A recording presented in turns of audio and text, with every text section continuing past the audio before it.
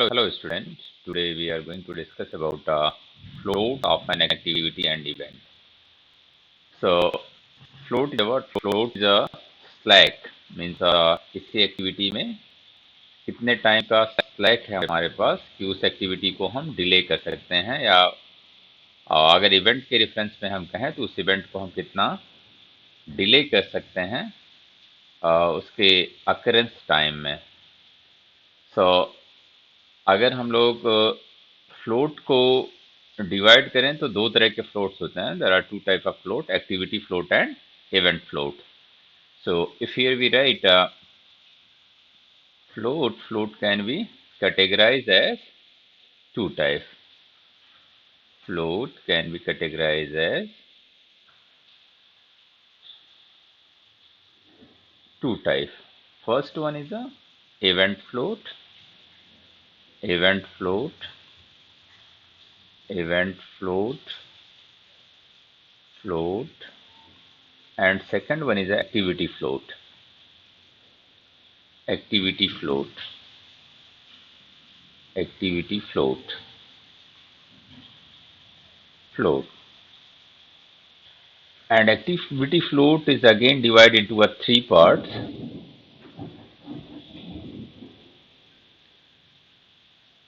First one is a total float,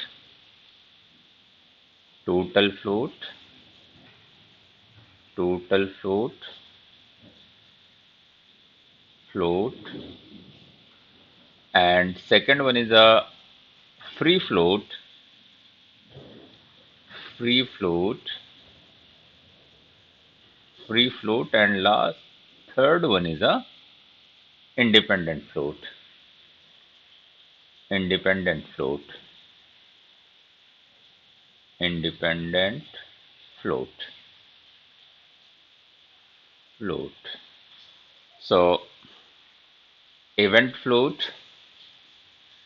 So float can be categorized into a two parts, event float and activity float. Means activity में हम कितना delay कर सकते हैं और events में कितना डिले कर सकते हैं, और एक्टिविटी फ्लोट्स को थ्री कैटेगरी में डिवाइड किया जा सकता है: total float, free float and independent float. So total float, free float and independent float. Now one by one we discuss about means first we discuss about event float, then we discuss about total float, then we discuss about free float, and lastly we discuss about independent float and solve one numerical example in which we try to find out total float, free float and independent float. So first thing, what is the event float? Event float, event float, event float, float. So event float is a what earliest occurrence time of a event and latest occurrence of time of a event. The difference of these two is a what? These two is a event float. So numerically we try to write means in term of a statement, if we try to write what is the event float, occurrence type of an event, any event. So the difference between the difference between the difference between latest occurrence time, occurrence latest occurrence time, और latest occurrence time को अगर हम लोग denote करें L I से, the difference between latest occurrence time and this one is denoted by the Li, and earliest occurrence time, earliest occurrence time, occurrence time, time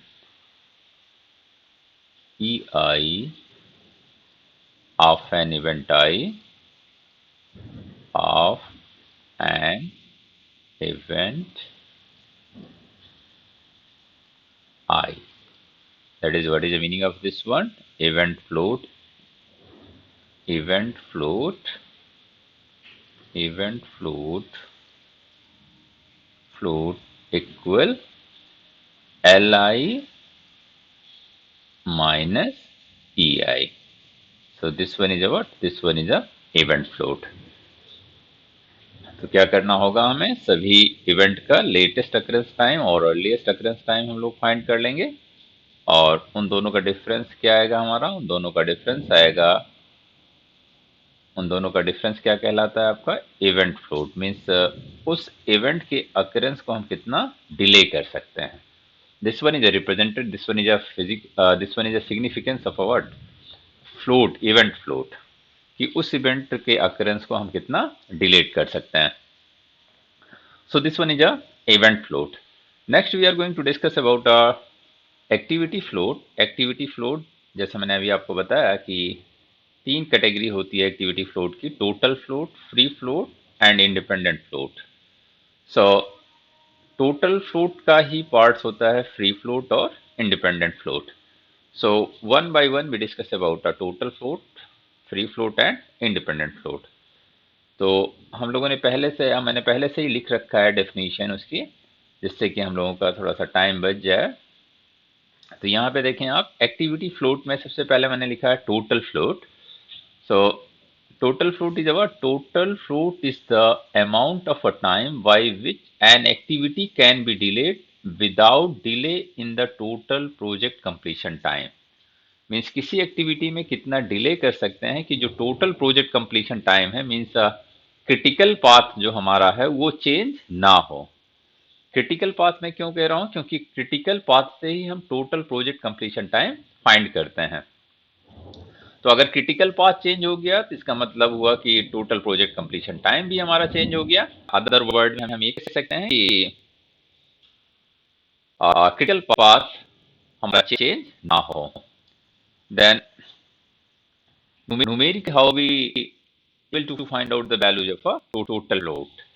So if we denote the total float by the TF, so total float TF से अगर हम लोग denote करें TF, total float of IJ activity. Suppose this one is IJ.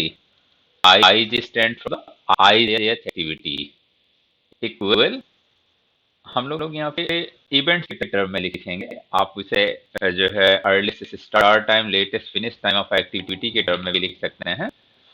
दोनों के term में हम लोग लिख लेंगे, लेकिन न्यूमेरिकल हम लोग इवेंट्स के टर्म में कैलकुलेट करने की कोशिश करेंगे। सो this one L J latest occurrence time of event J minus EI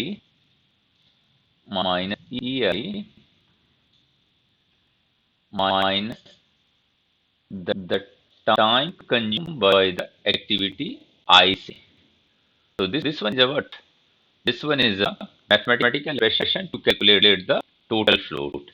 So total float of activity IC equal latest occurrence time of event J minus early occurrence time of I minus the time consumed by the activity IC.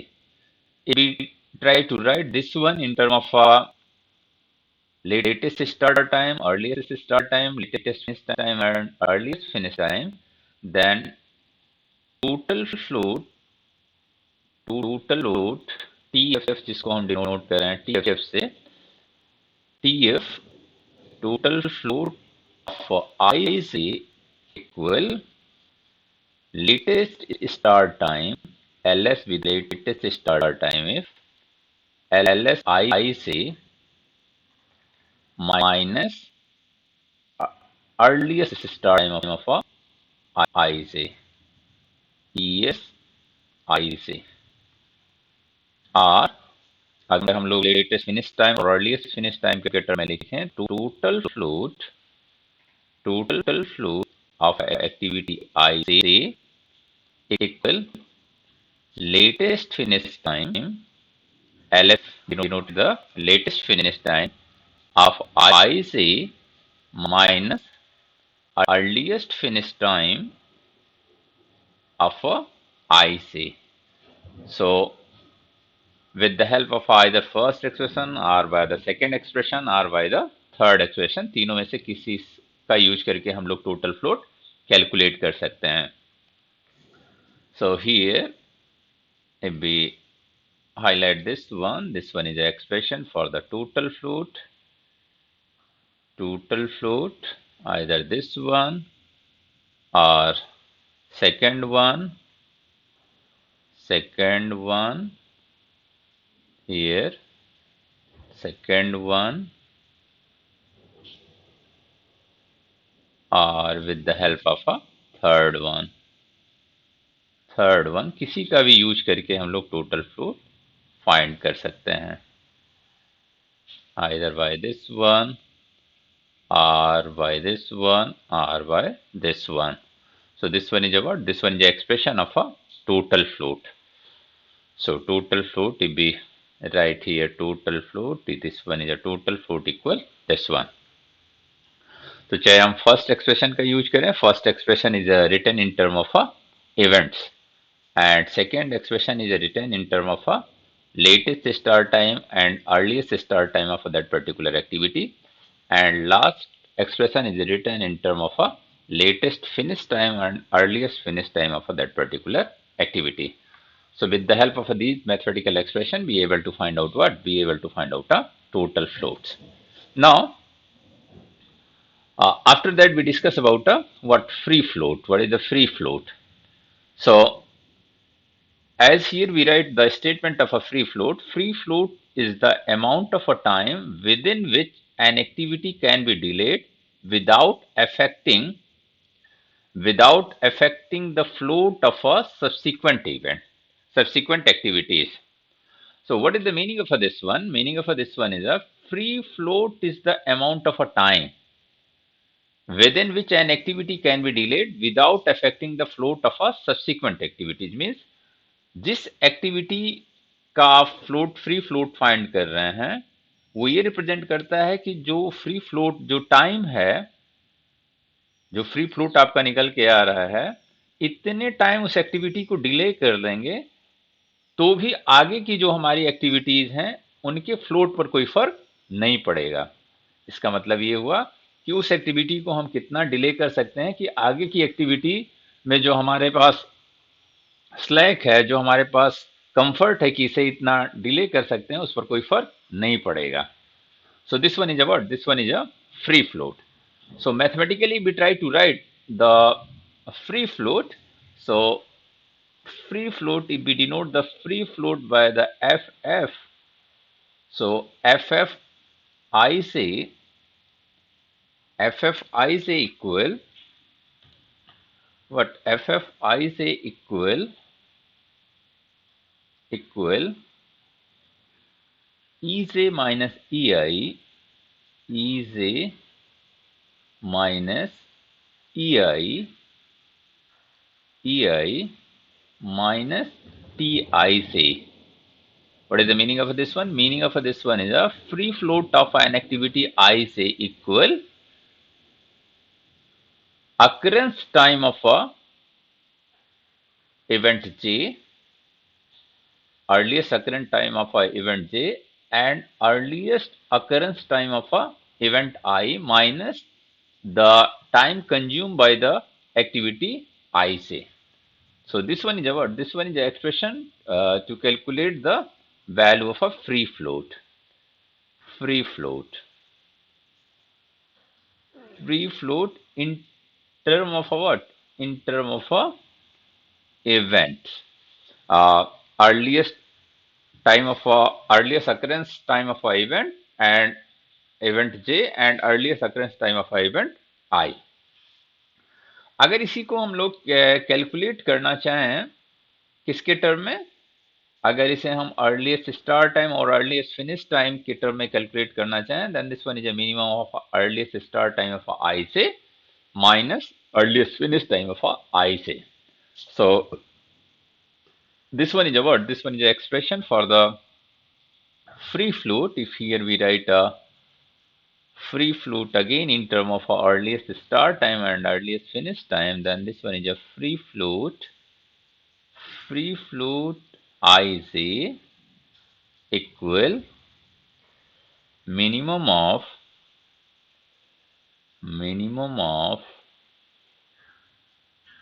earliest start time of I say minus earliest finish time of I say if I for I is less than j. So I is less than j. So if more than now means IJ earliest start time of IJ आपका है तो इसका minima ले लेंगे और earliest finish time of IJ हम find कर लेंगे, then we able to find out a free float. So this one is a expression in term of a what? In term of a earliest start time and earliest finish time to find out the value of a what? To find out the value of a free float. Free float. So either with the help of a first one or with the help of a second one, we able to find out a value of a free float. Now, last one is a what? Last one is a independent float. Means in the activity float, independent float क्या होता है आपका? The amount of a time within which an activity can be delayed without affecting the float of a preceding activity. जैसे free float क्या था आपका? कि आगे की एक्टिविटीज के फ्लोट पर कोई फर्क नहीं पड़ेगा। इंडिपेंडेंट फ्लोट क्या है? जिस एक्टिविटी का आप फ्लोट निकाल रहे हैं, जिस एक्टिविटी का फ्लोट निकाल रहे हैं, इंडिपेंडेंट फ्लोट जिसे आप कह रहे हैं, उससे पहले जो एक्टिविटीज हैं उनकी उनके फ्लोट पर कोई फर्क नहीं पड़ेगा। ये रिप्रेजेंट करता है इंडिपेंडेंट फ्लोट। जो फ्लोट निकला, जो टाइम निकला इंडिपेंडेंट फ्लोट के फॉर्म में किसी पर्टिकुलर एक्टिविटी का, वो टाइम ये शो करता है कि अगर इतना डिले उस एक्टिविटी को कर दिया जाए तो भी उसकी जो पहले वाली एक्टिविटीज हैं उनके फ्लोट पर कोई फर्क नहीं पड़ेगा। और फ्री फ्लोट क्या था आपका? फ्री फ्लोट था कि उस एक्टिविटी को कितना डिले कर दिया जाए कि आगे आने वाली एक्टिविटीज के फ्लोट पर कोई फर्क ना पड़े। तो independent float, if we try to define the independent float mathematically, means what is the mathematical expression of a independent float? So mathematical expression of a independent float, if we write the independent float by the IF with the independent float of a activity I say, independent float of a I say equal earliest occurrence time of a event J is a minus latest occurrence time of a event I minus Ti say. Ti say. This one is a what? This one is a independent float, and there is a one remarks here during the calculation. Maybe some independent float be the negative. Then we assign the negative float equal to 0, क्योंकि negative में कोई time नहीं होता है, तो negative अगर value आती है तो हम उसे किसके इक्वल एज्यूम कर लेंगे?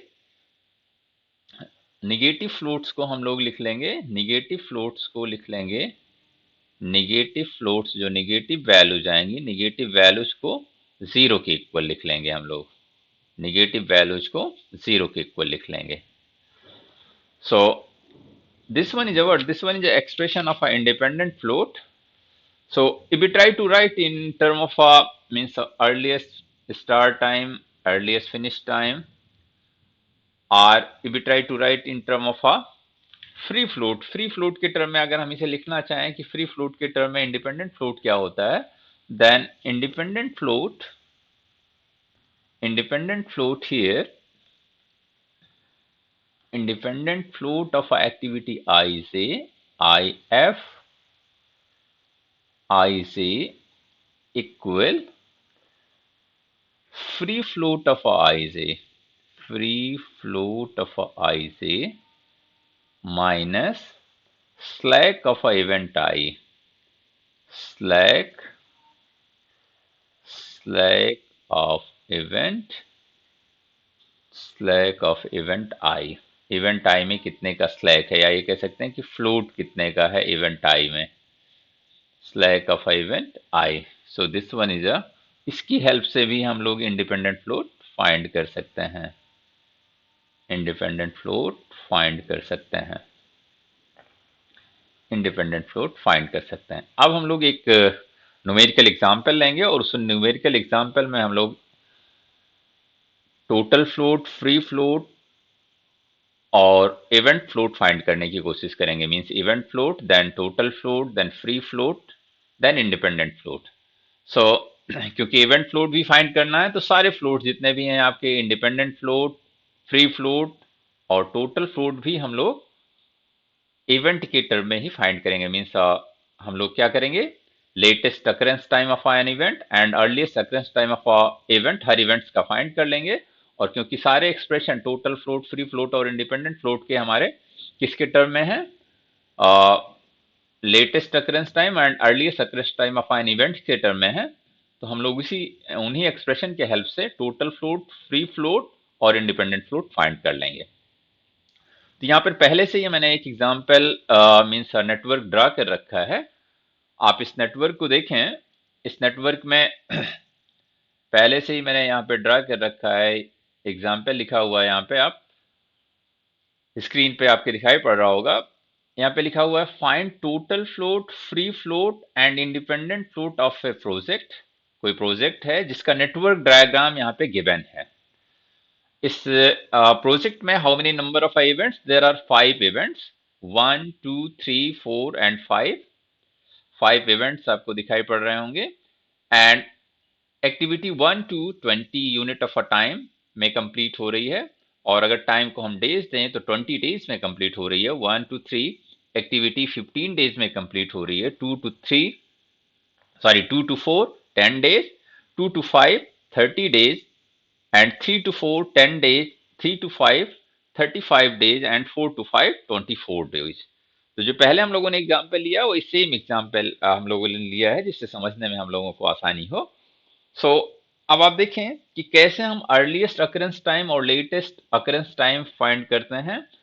क्या करना होगा हमको, फॉरवर्ड पास कैलकुलेशन और बैकवर्ड पास कैलकुलेशन हम लोगों को करना होगा। तो फॉरवर्ड पास कैलकुलेशन में मैंने आपसे क्या कहा था कि इवेंट 1 से स्टार्ट करते हैं और उसका earliest occurrence time E1 equal to क्या फिक्स कर देते हैं हम लोग, 0। उसके बाद हम लोग 1 के बाद 2 पर मूव करते हैं। अगर एक ही एक्टिविटी इस पर एंड हो रही हो तो जो पहले का हमारे पास पहले इवेंट का अकरेंस टाइम है जो कि 0 है, उसमें उस एक्टिविटी द्वारा जितना टाइम कंज्यूम किया जा रहा है उसे हम क्या करेंगे, ऐड कर देंगे। So if we add the time consumed by the activity 1 to what is the time consumed by the activity, this one is a 20. So 20 plus 0, this become 20. So earliest occurrence time of a E2 become 20. So similarly, if we calculate the earliest occurrence time of a third event, then E3 become what? E3 become 0 plus the time consumed by the activity 1 3, the time consumed by the activity 1 3 is a 15. So 0 plus 15, this become 15. Now we move to the activity event E4. So E4 में मैंने आपको बताया है, E4 में यहाँ पे ऊपर लिख देता हूं E4 यहां से एरो बना के यहां पे लिख देता हूं मैं E4। आपका E4 में दो एक्टिविटी यहां पे एंड हो रही हैं। तो दोनों एक्टिविटी जो पहले 2 से 4 आ रही है एक्टिविटी, अगर इससे आप कैलकुलेट करेंगे तो आएगा 20 प्लस 2 4। E2 आपका क्या है, 20 है और 2 4 कितना टाइम कंज्यूम कर रही है, 10। तो 20 प्लस 10 आपका कितना हो जाएगा, 30। और E3 से E4 पर जब आप आ रहे हैं तो E3 का अर्लीस्ट अकरेंस टाइम 15 है और time consume by the activity 3 4 10 है, तो 15 प्लस 10 25 हो जाएगा। और इसमें हम लोगों ने पहले डिस्कस किया क्या लेते हैं, मैक्सिमम लेते हैं, तो 30 और 25 का मैक्सिमम क्या हो जाएगा, 30 हो जाएगा। So here we calculate, we write a 30, this one is a 30. Now similarly the E5, if we write here E5 equal, E5 में अब आप देखें तीन एक्टिविटीज आ रही हैं। तीनों एक्टिविटीज को अगर हम कैलकुलेट करना चाहें तो यहाँ पे आप लिखेंगे किसका, मैक्स ऑफ, यहीं पे नीचे यहाँ पे आप लिखें मैक्स ऑफ, क्या लिखेंगे, E5 में समझाने के लिए केवल यहाँ पे लिख दे रहा हूं आपको, E5 equal max of what, max of 2 5 activity आपकी एंड हो रही है, और 2 5 कहां से स्टार्ट हो रही है, सेकंड से, तो सेकंड E2 का टाइम कितना है 20, और 2 5 consume by the time consume by the activity 2 5 with 30, सो हो गया 50। और सेकंड एक्टिविटी 4 एंड 5 है, E4 आपका 30 है, 4 5 कितना टाइम कंज्यूम कर रही है 24, तो आपका हो गया 54। और थर्ड एक्टिविटी जो आपकी यहाँ पे एंड हो रही है वो है 3 5, और E3 15 है, 3 5 कितना टाइम कंज्यूम कर रही है 35, 35 प्लस 15 आपका हो गया 50, इसका मैक्सिमम कितना हो गया आपका 54। सो E3 with, sorry E5 with 54। ये पहले भी मैं बता चुका हूं कि कैसे कैलकुलेट करते हैं, लेकिन यहाँ पे फिर से मैंने आपको बता दिया कि कैसे आप कैलकुलेट करेंगे। इसे मैं डिलीट कर देता हूं। नाउ ये हो गया earliest occurrence time of a each event. अब हम लोग क्या करेंगे, latest occurrence time of a each event calculate करेंगे। तो लेटेस्ट अकरेंस टाइम के लिए क्या कहा गया था, जो E5 है वही क्या हो जाएगा, L5 हो जाएगा। L5 equal 54, L5 equal 54। Now fourth activity का अगर L4 हम लोग फाइंड करने की कोशिश करें, L4, तो 54 एक ही एक्टिविटी यहां से इनिशिएट हो रही थी 4 से, जो कि 5 को जा रही थी। सो जो 54 है उसमें से जो 4 5 का टाइम जो कंज्यूम कर रही है एक्टिविटी उसे माइनस कर देंगे, तो L4 इक्वल हो जाएगा आपका 30। 54 माइनस 24, दिस बिकम 30। अब अगर हम लोग L3 की कैलकुलेट करने की कोशिश करें, यहाँ पे L3, अगर मैं यहाँ पे राइट लिखूं कामा करके L3 लिख देता हूं, L3, then L3 equal, L3 पर आप देखें दो एक्टिविटी यहां से इनिशिएट हो रही हैं।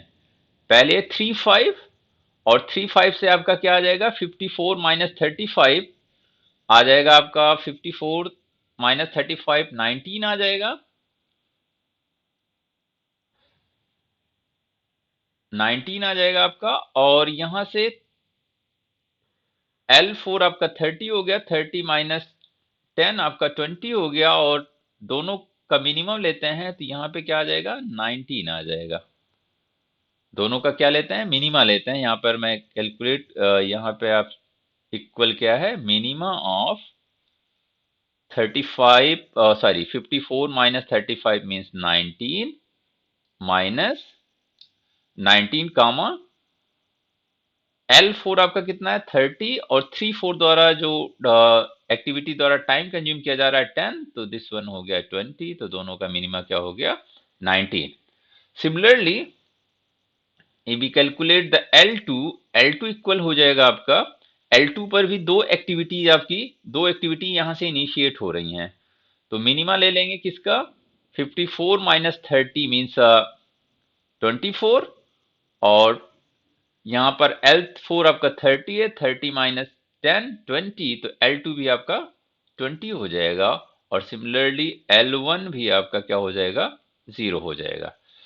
So with the help of a forward pass calculation and backward pass calculation, we calculate the value of a earliest occurrence time of a each event with the help of a forward pass calculation, and with the help of a backward pass calculation we calculate the latest occurrence time of a each events। तो यहां पर हम लोग इसे list कर लेते हैं। आप लेफ्ट साइड में देखें, लेफ्ट टॉप कॉर्नर पर हम लोग इसे लिस्ट कर लेते हैं कि what are the values of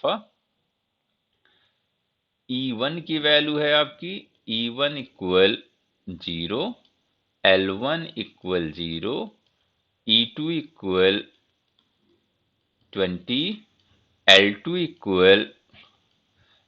equal what L2 equal आपका है 20, E3 equal 15, L3 equal 19, E4 equal E4 equal E4 equal 30 and L4 equal 30, E5 equal 54 and L5 equal 54। तो अगर इवेंट स्लैक कैलकुलेट करना है आपको, तो यहाँ पे इवेंट स्लैक आप कैलकुलेट कर सकते हैं, लेकिन इस क्वेश्चन में इवेंट स्लैक नहीं पूछा गया है। तब भी अगर आप कैलकुलेट करना चाहें तो इन दोनों का डिफरेंस L1 माइनस E1 क्या हो जाएगा, इवेंट स्लैक यहाँ पे कैलकुलेट करेंगे तो 0 आ जाएगा। L2 माइनस E2 20 माइनस 20 0 आ जाएगा। L3 माइनस E3 19 माइनस 15 4 आ जाएगा आपका। 30 माइनस 30 फोर्थ का 0 हो जाएगा, फिफ्थ का भी आपका 0 हो जाएगा event slack. Now we try to calculate the means total float, free float and independent float. So if here we write a total float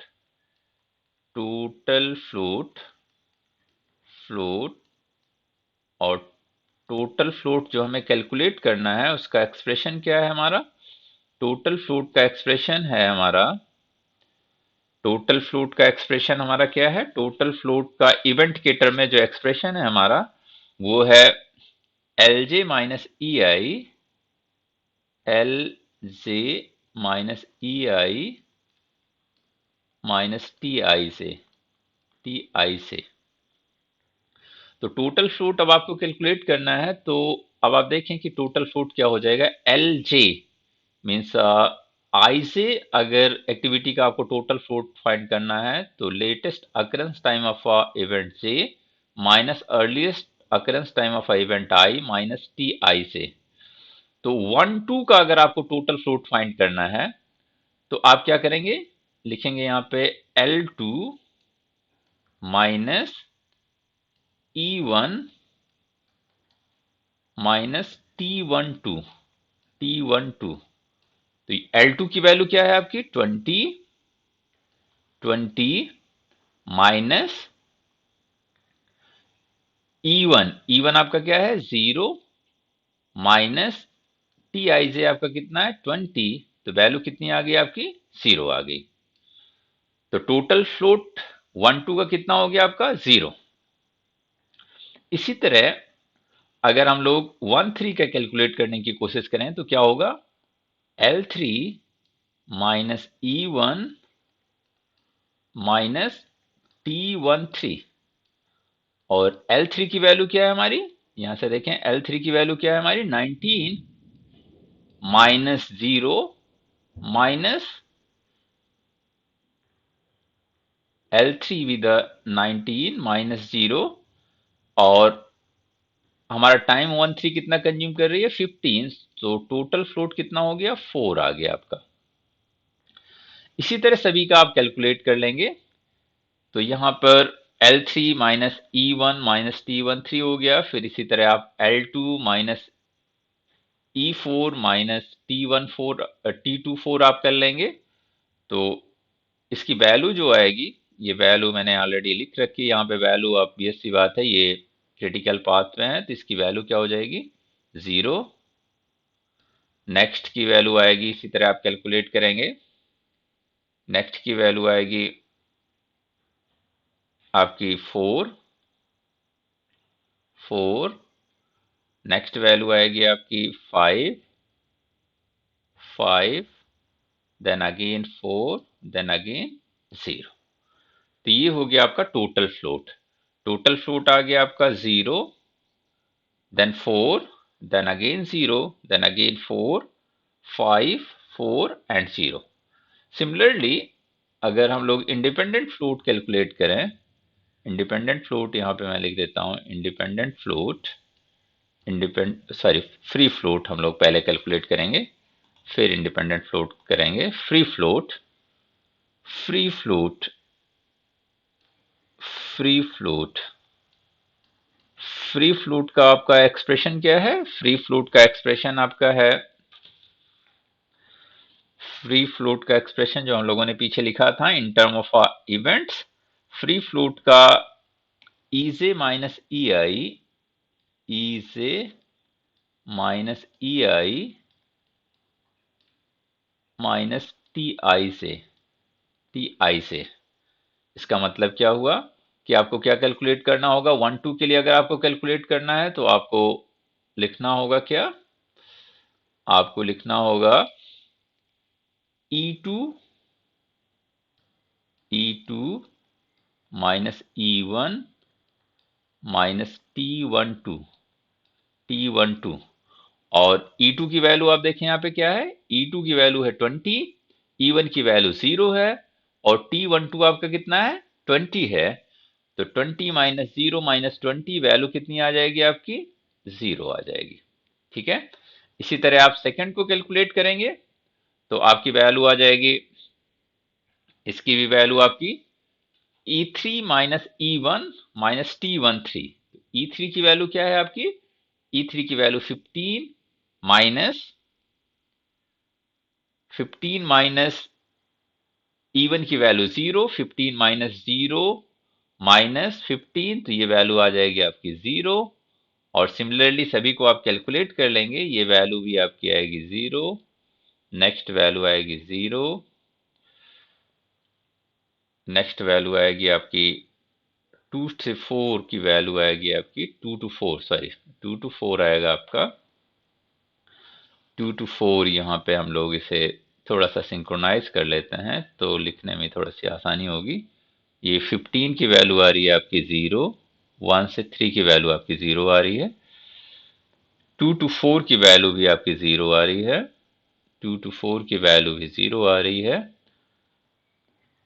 2 to 5 की वैल्यू आपकी 4 आ रही है, 4। और 3 to 4 की वैल्यू आपकी आ रही है, 3 to 4 की वैल्यू 5 आ रही है, 5। और 3 to 5 की वैल्यू 4 आ रही है और लास्ट वैल्यू आपकी 0 आ रही है। This one is a what? This one is a free float. Similarly, if we try to find out an independent float, so what is the expression of an independent float? Independent float यहाँ पे हम लोग लिख लेते हैं। Independent float का expression क्या है हमारा? इंडिपेंडेंट फ्लोट का एक्सप्रेशन है आपका, इंडिपेंडेंट फ्लोट का एक्सप्रेशन है EJ minus L I minus T I J, EJ minus L I minus T I से। और इसमें मैंने कहा था कि अगर निगेटिव कोई वैल्यू आती है तो इसको किसके इक्वल कर देंगे? 0 के इक्वल कर देंगे। अब आप देखें ई से minus L I minus T I से, तो अगर हम लोग कैलकुलेट करें यहां पर तो ई से हमारा क्या हो जाएगा? E two minus L one minus T12। तो वैल्यू क्या आ जाएगी? किसके इक्वल आ जाएगी आपकी? ई टू, ई टू की वैल्यू क्या है आपकी? 20 है, E2 की वैल्यू 20, L1 की वैल्यू आपकी 0, T12 आपका 20 है, तो ये वैल्यू क्या आ जाएगी? 0 आ जाएगी आपकी, 0। ये वैल्यू आपकी आ जाएगी 0। फिर से मैं लिख देता हूँ थोड़ा सा, क्योंकि स्पेस काफी अब कम बचा हुआ है आपके पास, तो ये 0 हो गया। इसी तरह आप अगर आपको 1 3 के करस्पॉन्डिंग कैलकुलेट करना है तो E3 minus L1 minus T13 आप कैलकुलेट करेंगे। What is the value of E3? E3 with 15, L1 be the 0, so 15 minus 0 minus 15, this becomes 0, 0।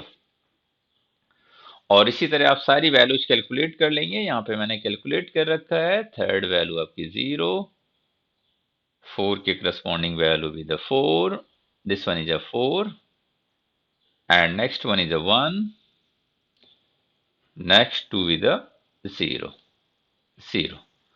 So अब आप देखें यहां से, अब फ्री फ्लोट आपका निकल गया, टोटल फ्लोट निकल गया और इंडिपेंडेंट फ्लोट निकल गया। अब आप देखें टोटल फ्लोट और फ्री फ्लोट और इंडिपेंडेंट फ्लोट का मतलब क्या है। जैसे एक्टिविटी 1 2, ये आपका क्रिटिकल पाथ है तो इसमें कोई डिले नहीं हो सकता है। क्रिटिकल पाथ पहले हम लोगों ने निकाला था, ये क्या है, क्रिटिकल पाथ है, जहां पर एल और ई लेटेस्ट अकरेंस टाइम और अर्लीस्ट अकरेंस टाइम हमारे क्या है, सेम है। तो आप देखें फर्स्ट इवेंट का लेटेस्ट और अर्लीस्ट अकरेंस टाइम सेम है, सेकंड का भी सेम है, सेकंड के बाद किसका सेम है, 4 का सेम है। तो ये आपका हो गया क्या, 2 से 4 क्रिटिकल पाथ और 4 से क्रिटिकल एक्टिविटी, और 5 का भी अकरेंस टाइम और लेटेस्ट अकरेंस टाइम और अर्लीस्ट अकरेंस टाइम सभी का क्या है, सेम है। यहाँ पे देखें, और इसका भी देखें आप, इसका भी सेम है। तो ये किस पर लाई करेंगे, ये आपके क्रिटिकल पाथ पर लाई करेंगे। तो ये सारे इवेंट्स क्रिटिकल पाथ पे लाई करेंगे, तो आपका क्रिटिकल पाथ क्या हो गया, 1 से 2, 2 से 4 और 4 से 5, ये हो गया आपका क्रिटिकल पाथ। तो क्रिटिकल एक्टिविटी के करस्पॉन्डिंग आप देख लेंगे, कोई भी फ्लोट हो, चाहे टोटल फ्लोट हो, फ्री फ्लोट हो, इंडिपेंडेंट फ्लोट हो, सारे क्या होंगे, जीरो होंगे। तो यहाँ पे देखें आप, ये 1 2 के करस्पॉन्डिंग जो वैल्यूज आ रही हैं आपकी, 1 2 के करस्पॉन्डिंग वैल्यू, यहाँ पे देखें 1 2 के करस्पॉन्डिंग वैल्यू जीरो आ रही है। इसी तरह आप 2 4 के करस्पॉन्डिंग भी देखें, 2 4 के करस्पॉन्डिंग वैल्यू आपकी क्या है, जीरो है। 2 4 के करस्पॉन्डिंग भी वैल्यू आपकी जीरो है। 2 4 के करस्पॉन्डिंग भी सारे फ्लोट जीरो होंगे, क्योंकि इसमें कोई भी डिले नहीं हो सकता। अगर इसमें डिले हुआ तो आपका क्या होगा, टोटल प्रोजेक्ट कंप्लीशन टाइम आपका डिले हो जाएगा। 2 4 के बाद 4 5 भी आप देखें जीरो है, 4 5 भी आपका जीरो है, 4 5 की सारे फ्लोट जीरो होंगे। यहाँ पे देखें आपने जो कैलकुलेट किया है, और वैसे भी इन एक्टिविटीज के करस्पॉन्डिंग कोई डिले नहीं हो सकता है। एक किसी फ्री फ्लोट, टोटल फ्लोट और इंडिपेंडेंट फ्लोट को ले लेते हैं और उसको समझ लेते हैं कि इसका मतलब क्या है। जैसे अभी यहाँ पे देखें, एक एक्टिविटी आपको दिखाई पड़ रही होगी 2 5, 2 5 या 1 3, जितनी भी नॉन क्रिटिकल एक्टिविटीज हैं वहीं पर फ्लोट आएगा। क्रिटिकल एक्टिविटीज में कोई फ्लोट नहीं आएगा। क्रिटिकल एक्टिविटीज का फ्लोट आप डायरेक्टली भी जीरो लिख सकते हैं कि क्रिटिकल एक्टिविटीज जितनी भी हैं उनका टोटल फ्लोट, फ्री फ्लोट और इंडिपेंडेंट फ्लोट सारे क्या होंगे, जीरो होंगे। अब आप देखें जैसे 2 5 है, 2 5 का यहां पर हम लोग देखें, 2 5 का टोटल फ्लोट कितना है, 2 5 की अगर हम लोग बात करें, 2 5 का टोटल फ्लोट 4 है। मींस 2 5 जो एक्टिविटी है, इसे 4 unit of a time means 4 days हम क्या कर सकते हैं, टोटल डिले कर सकते हैं without dealing the total project completion time. अगर 2 4 को हम 30 के बजाय 34 डेज में कंप्लीट करें, या ये कह दें कि इसे हम स्टार्ट करें, जो अर्लीस्ट अकरेंस टाइम है 20 की बजाय 24 से स्टार्ट करें, तब भी ये क्या होगा, 54 में कंप्लीट हो जाएगा। तो इसे 4 डेज हम क्या कर सकते हैं, डिले कर सकते हैं without dealing the project completion time, जो कि इस केस में क्या है, 54 है। तो 54 डेज में ही हम अपने प्रोजेक्ट को कंप्लीट करेंगे, अगर हम एक्टिविटीज 2 5 को 4 डेज डिले भी कर दें तो। अब इसमें देखें आप, फ्री फ्लोट है, फ्री फ्लोट भी आपका 4 है, फ्री फ्लोट आपका 4 है। इसका मतलब ये क्या हुआ कि 2 5 यहां पे फ्री फ्लोट की हम लोग अगर डिफिनीशन देखें, फ्री फ्लोट की डिफिनीशन देखें, तो फ्री फ्लोट की डिफिनीशन ये कह रही है कि सब्सिक्वेंट आगे की कोई एक्टिविटीज हमारी डिले नहीं होंगी। इस केस में अगर हम देखें, इस केस में कोई आगे एक्टिविटी है ही नहीं 2 5 के बाद, तो आगे कोई डिले, आगे की एक्टिविटी कोई डिले होने की कोई संभावना नहीं है। तो इसलिए फ्री फ्लोट हमारा क्या है, 4 है, कि आगे की कोई एक्टिविटी हमारी डिले नहीं होगी। और इससे पहले की भी कोई एक्टिविटी हमारी कोई फ्लोट एक्टिविटी की बात नहीं हो रही है, किसी भी एक्टिविटी का फ्लोट डिस्टर्ब नहीं होगा। जो अभी हमने कहा कि आगे की एक्टिविटी डिस्टर्ब नहीं होगी, बेसिकली आगे की एक्टिविटी 2 5 के आगे कोई एक्टिविटी नहीं है, तो उसका फ्लोट फ्लोट पर कोई फर्क पड़ने की कोई कोई मतलब नहीं है, क्योंकि 2 5 के बाद कुछ है ही नहीं है। 2 5 के पहले जो एक्टिविटी हमारी है 1 2 है। 1 2 के का कोई फ्लोट है ही नहीं है क्योंकि ये क्रिटिकल एक्टिविटी है। 1 2 का कोई फ्लोट नहीं है, इसलिए इसके फ्लोट पर कोई फर्क नहीं पड़ेगा। तो 2 5 का इंडिपेंडेंट फ्लोट क्या आ गया, 4 आ गया। Once again I repeat this statement, then we in this lecture free float is a 4 of activity 2 5, क्योंकि फ्री फ्लोट की डेफिनेशन ये है कि इसके आगे की एक्टिविटीज के फ्लोट पर कोई फर्क नहीं पड़ेगा। 2 5 के आगे कोई एक्टिविटी नहीं है तो इसके फ्लोट पर कोई फर्क नहीं पड़ेगा। इंडिपेंडेंट फ्लोट ये कहता है कि उसके पहले की एक्टिविटीज के फ्लोट पर कोई फर्क नहीं पड़ेगा। 2 5 के पहले जो एक्टिविटी है हमारी 1 2, इसका फ्लोट क्या है, 0 है। तो 2 5 को अगर हम 4 टाइम डिले भी कर दें तो भी 1 2 के फ्लोट पर कोई फर्क नहीं पड़ेगा, क्योंकि 1 2 का फ्लोट पहले ही 0 है, इसलिए उसके फ्लोट पर कोई फर्क नहीं पड़ेगा।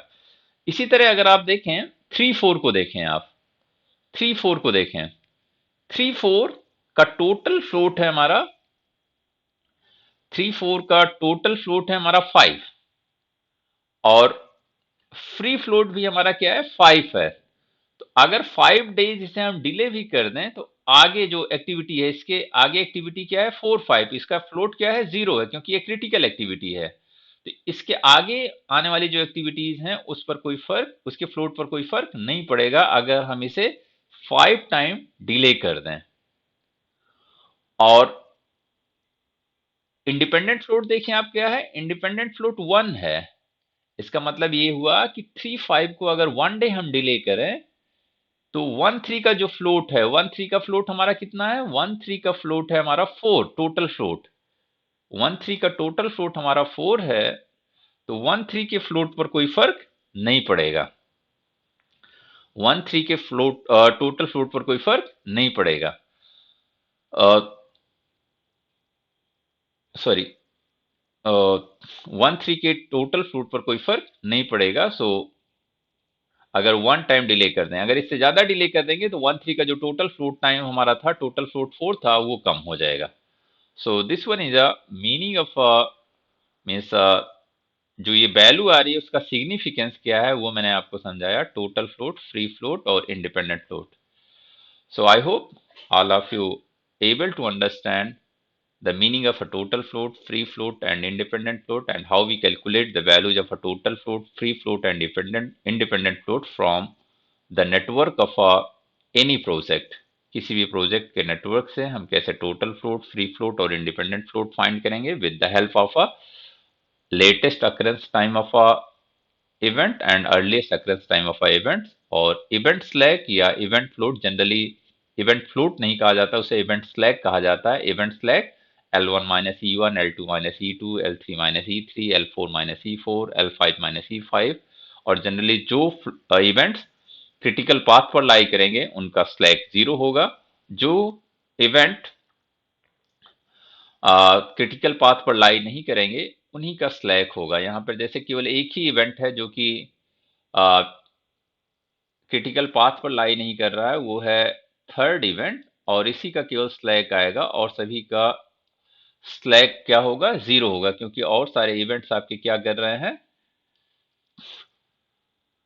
और सारे इवेंट्स आपके क्रिटिकल पाथ पर लाई कर रहे हैं, तो सभी का स्लैक क्या होगा, 0 होगा। तो यहाँ पर अगर हम लोग इवेंट स्लैक लिखना चाहें तो इवेंट स्लैक भी हम लोग कैलकुलेट कर सकते हैं, ES with the event slack. So this one is all about float of an activity and event in a critical path analysis. Thank you for watching my lectures.